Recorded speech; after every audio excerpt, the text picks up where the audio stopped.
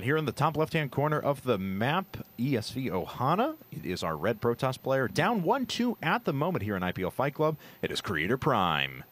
And his opponent down here in the bottom right-hand corner, our blue Terran player. They kept the same colors this time. It is TSL.Polt, our reigning Fight Club champion. Well, don't forget, last game was the first game where the red player didn't win. Oh, that's right. So perhaps Polt is riding this wave. Blue is the new color to be. He wants to keep the same color for the next game. Certainly. Maybe it'll bring him luck. So I think from the IPL fashion advice, we can tell you guys definitively that blue is the new red. So Absolutely. Anyway, yeah. Well, Ohana is a very interesting map. I especially like it for PvZs, I have to admit.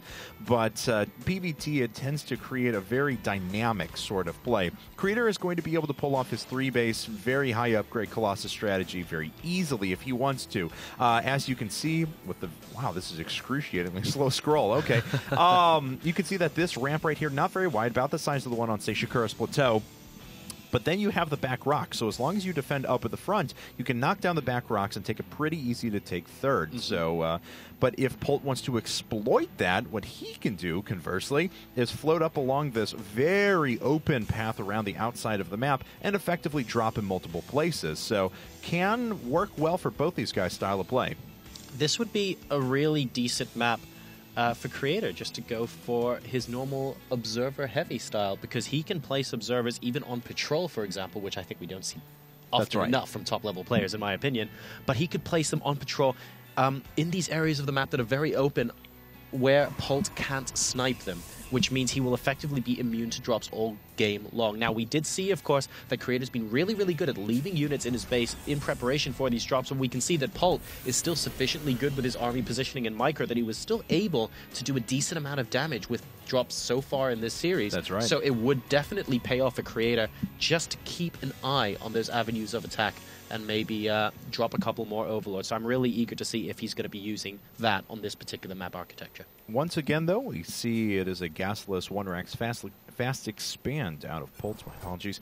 His opponent, Creator, though, deciding to continue to mine gas after seeing that initial barracks, and he's going to go more than likely for a one-gate expand, but I would love to see something completely out of the ordinary. It is a best-of scenario, so every once in a while in these long best-ofs, you really want to throw something to just completely throw their opponent off their game. Absolutely, and this could be the time to do it, but like you said, this is such a good map for Creator just to sort of knock down the back rocks and take his third base. Perhaps this is not a map where he's thinking to himself, oh, I could really throw out a little bit of cheese here or do something very radically different. But conversely, Polt probably knows that as well, which might, from the mind game's point of view, make it a great map for him to go something different. That's true. One thing's for sure, he's not going to be middle of the road. Right. But I suspect he's more likely to sit back a little bit just because of the reasons you said earlier. It's so easy to go up to his normal style, and it'll just make him feel a little bit more comfortable after losing that last game. I found that cheese works especially well once you've lost a couple of games. You win one solid standard game, then you come back and you cheese the next game, and it really throws your opponent on tilt. At least that's been my experience from watching these long best-ofs. The mentality in that sort of situation, I suspect, is something along the lines of you don't believe your opponent should be good enough to beat you in a long macro game, which is why Polt is perfectly happy to go for these long macro games. He obviously thinks he can beat Creator, and of course Creator thinks he can beat Polt as well. There's a bit of back and forth going on there. So when you're beaten in a macro game, you're more determined to beat them back at the same thing, just to sort of prove to them that you can, and that's usually the time where cheese is not quite as expected. Well, this is certainly a little bit of a change from Creator, and he is burying this fourth gateway back here up at the top because he doesn't want it to get scouted. It is going to be a little bit of four-gate pressure at the beginning of this game, which certainly could throw Polt off. As normally by this time, Creator would have gone for a Robo in lieu of that fourth gate, or gone for Robo first of all if he was heading down the traditional macro strategy. Now, I imagine we're still going to end up at about the same conclusion, depending on how much damage he does here, but it does look like, and here comes the Pro to put down that forward pylon. You're going to see some pressure very quickly. We do need to be a little bit careful, because at the end of the day, like you mentioned, the ramp on this map is a lot more easily defensible Yes, it is. than on, for example, just to pluck a map onto like the ramp you see on Belshire Beach kind of style. Right. And as a result, especially with this lovely supply depot wall-off we have going here around that bunker, Polt should be able to hold off this pressure unless Creator.Prime really goes all in and just warps in all the units right now.